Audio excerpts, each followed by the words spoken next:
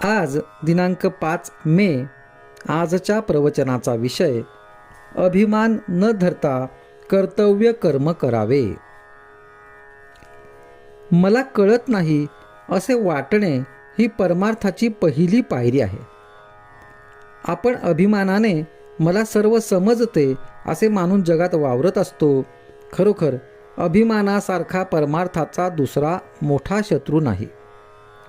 अभिमान हा हरळीसारखा नाश करणारा आहे असे म्हणणेसुद्धा थोडे अपुरेच पडेल, कारण हरळी वाढली तर ती दिसते आणि म्हणून ती उपटून तरी टाकता येते. तशी अभिमानाची गोष्ट नाही.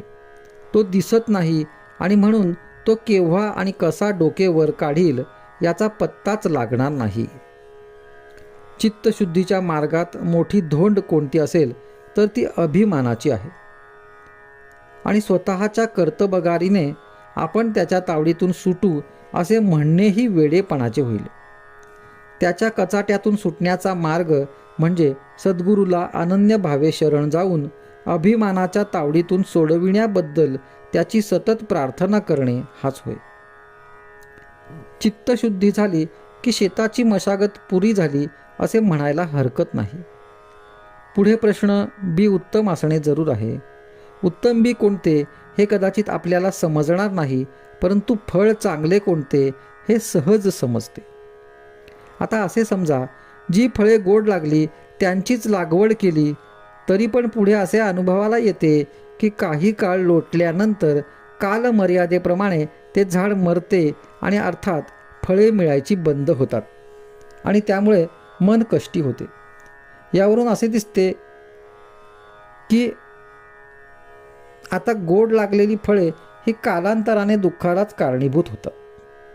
तर मग बी निवडताना असे पाहणे जरूर आहे की ज्याची झाडे कायम टिकणारी आहेत आणि फळे अक्षय सुखाचा लाभ देणारी आहेत. जगात उत्पन्न झालेली अशी कोणती वस्तू आहे की जी अक्षय टिकेल? कोणतीही नाही असेच उत्तर येईल. म्हणून विनाशी फळाच्या आशेने केलेले कोणतेही कार्य सुखाला येत नाही असे म्हणावे लागते. याकरिताच भगवंताशिवाय दुसऱ्या कोणत्याही फळाची आशा न ठेवता कर्तव्य कर्म करीत राहणे हाच सुखाचा मार्ग आहे आणि हीच उत्तम बीजाची पेरणी आहे. भगवंताची मनोभावे प्रार्थना करावी की हे देवा, तुझी भक्ती तुझ्याशिवाय इतर कोणत्याही फळाच्या आशेने न होईल अशी कृपा कर. त्या दृष्टीने आपणही प्रयत्न करणे जरूर आहे.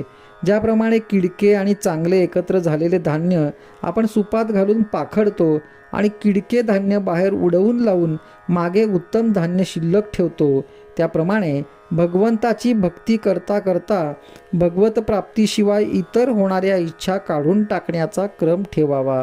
म्हणजे कालांतराने भगवंताकरिताच भगवत प्राप्ती अशी भावना दृढ होत जाईल.